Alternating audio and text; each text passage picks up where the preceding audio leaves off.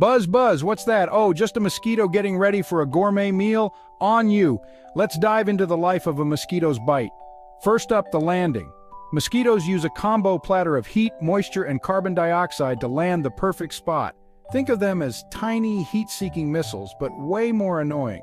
Next, their feeding tools. They've got a proboscis, mandibles, and maxillae. Sounds fancy, right? Basically, it's a mini toolkit designed to pierce your skin and sip your blood like a fine wine. Now, the blood-sucking part. Mosquitoes inject saliva to keep your blood from clotting, making their meal nice and smooth.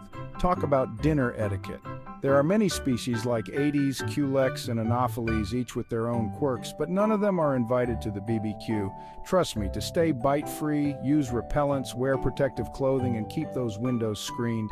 Nobody wants to be a mosquito's midnight snack. Remember, prevention is key to avoiding nasty diseases like malaria, dengue, and Zika. So hit that like button and subscribe, or you'll make this mosquito here very, very sad. Thanks for watching. Stay blessed.